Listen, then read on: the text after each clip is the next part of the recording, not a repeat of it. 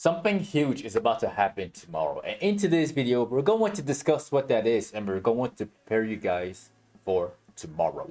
We're also going to be looking at some of the stocks that I've mentioned in the last video. All right.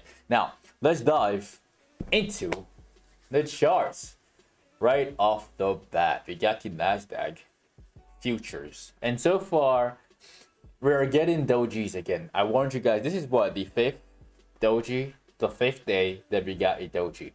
Like I said before, everybody who trades NQ and ES, they're getting destroyed because intraday there is little to no movement on the indices. Brutal price action. Like if you check out the 5-minute, and we just scroll back here and we just see how it's been moving. Little opportunity right here for those of y'all who like to trade the night session, all right? But intraday right there, horrible lack of movement, choppiness. It's just destroying the longs and destroying the shorts. There is, like, you gotta be very careful and very precise with your entries. Was there an opportunity today? I kind of see one opportunity right here for a short. Not the cleanest structure at all, right? But the opportunity was there at like 10 o'clock for a short down to like 29,600 before the choppiness continues. And again, the daily looks like this. Tomorrow there's gonna be the inflation report that's gonna come out. I told y'all before, the expectation is 3.4%. That's what they're expecting it to be, right? There's a slight chance that it could come out hotter than expected. So we'll see. Now let's check out the SPY. The SPY, same thing, still chopping, approaching the green circle. The moving average is catching up to the price, which is good. That means that the calm is about to come to an end very soon before the storm, right? There's going to be massive movements very soon. The market just has to decide which way it's going to go. Them candles will get bigger. Have some patience. All right, have some patience.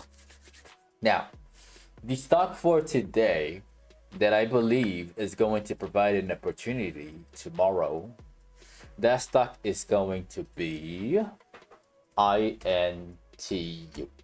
All right, and for those of you who have been subscribed to the channel, again, this one, I mentioned it before. I'm pretty sure I mentioned it like months ago, maybe weeks ago, I think. I don't remember exactly when. It might have been 2 to 3 weeks ago. I shared it before when it was down here below 300.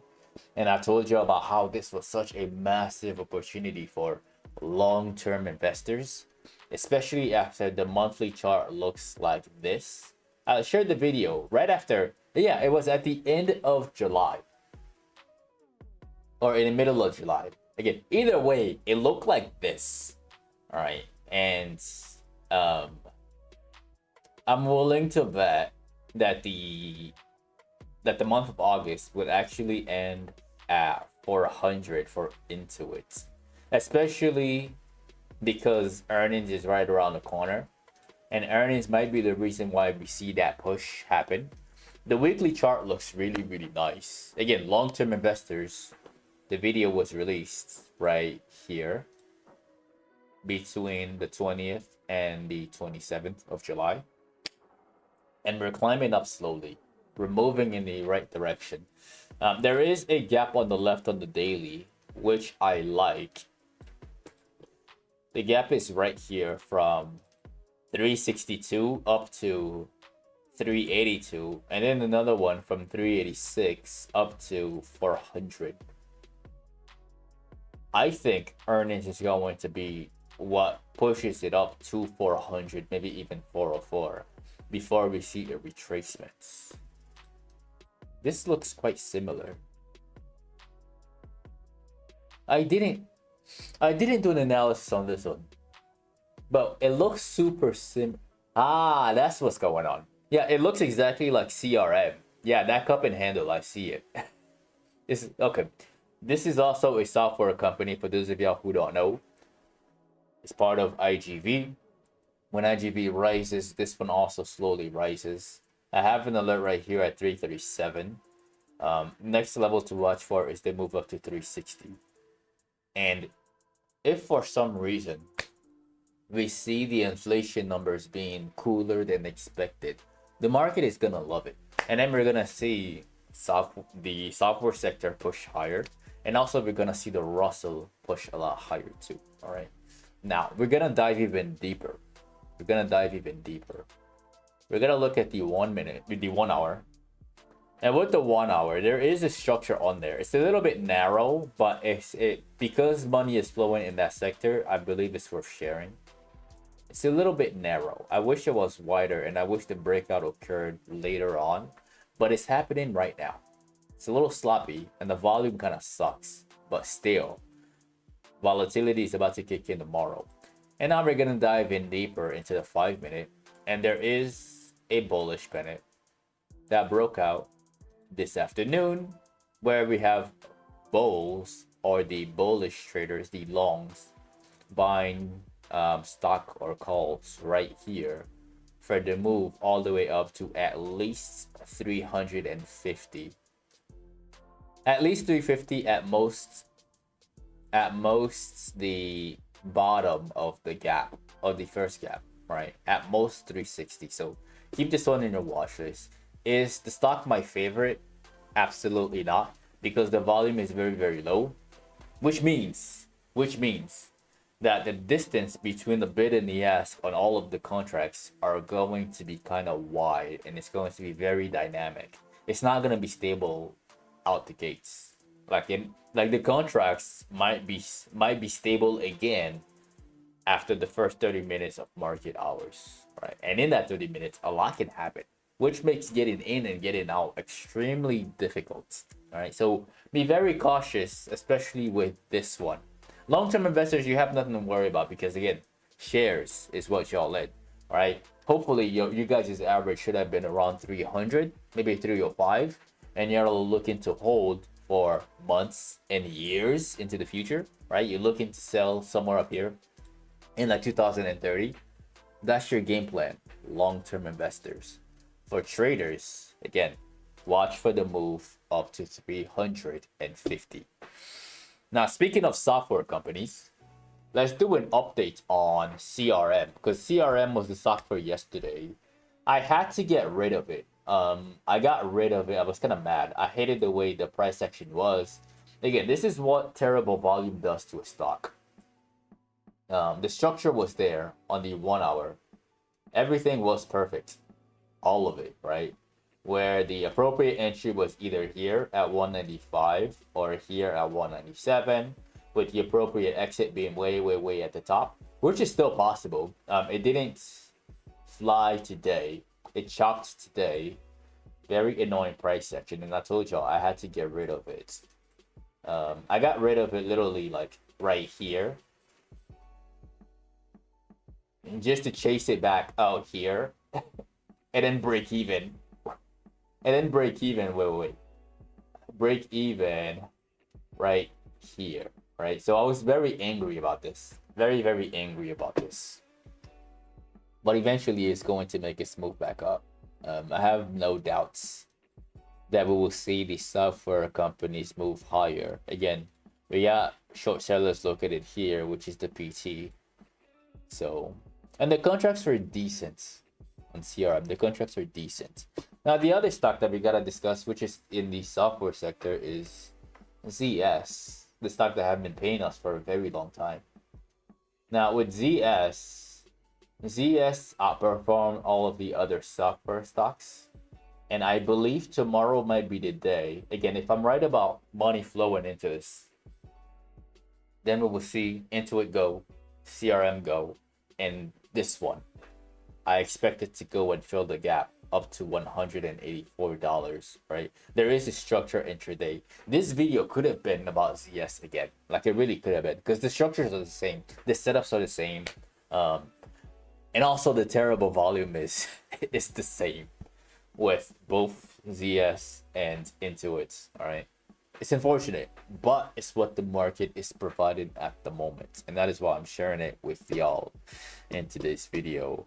Now, some stocks have earnings We gotta look at that. And some of y'all may be big fans of these ones. NBIS, Nebius. And Nebius has earnings tomorrow morning. All right. This, I believe, is the result of CoreWeave, if I'm not mistaken. Yeah. So CoreWeave had earnings. CoreWeave pumped. And CoreWeave on the 1 hour looks like this. There is a bull flag on the chart. Tomorrow out the gates, we might see a push up to 115 before this thing starts slowing down. Especially if the reaction to Nebius is positive. If that one is positive, then this one is gonna push even higher because one is affecting the other, right? And money's just flowing into those two. So yeah, that's my initial thoughts on it. It's either gonna push or it's gonna do nothing.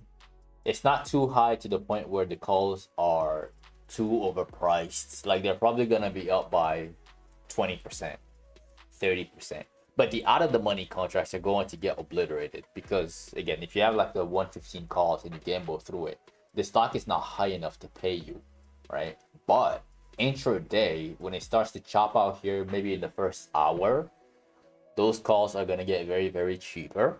And then if it provides an opportunity for more upside, you can capitalize off of that discount to make some real money from like 105 up to 115. So I'll be looking at CoreWeave for sure.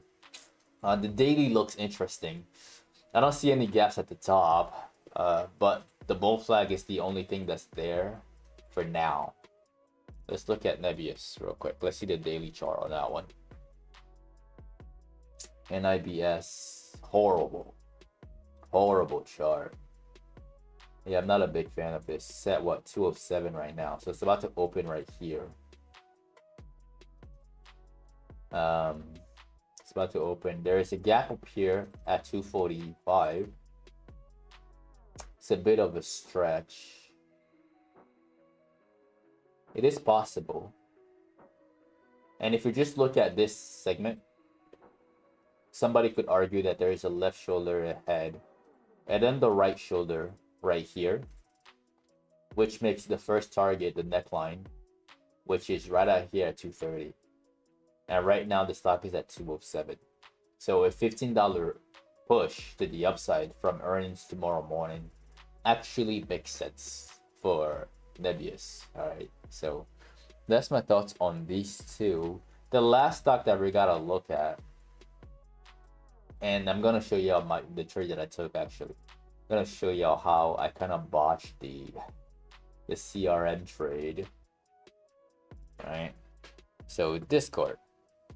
All right. First and foremost, this is the CRM trade. Bought calls, and then I had to get rid of it literally like 15 minutes afterwards.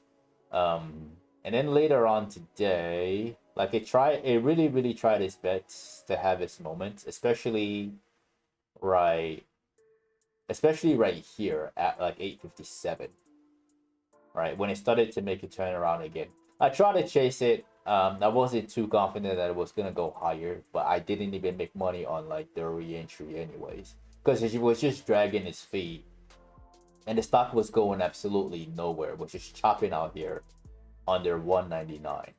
But later on, I was fortunate enough to catch a trade on Apple right here, right at 106.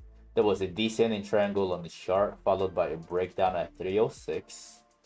I bought puts on there for the sole purpose of selling it near 301, and the stock just kept dropping and dropping and dropping and dropping, and then I ended up getting out all of it at 127, 21 minutes after my entry, right? And the details of that trade are right here, as you can see. So that's pretty much what happened. But right now I am into it, which is why I'm sharing this video with y'all. All right, so we'll see what this one does. It's a very small position. I'm not too crazy about it because of the volume on the stock, but the opportunity is still there.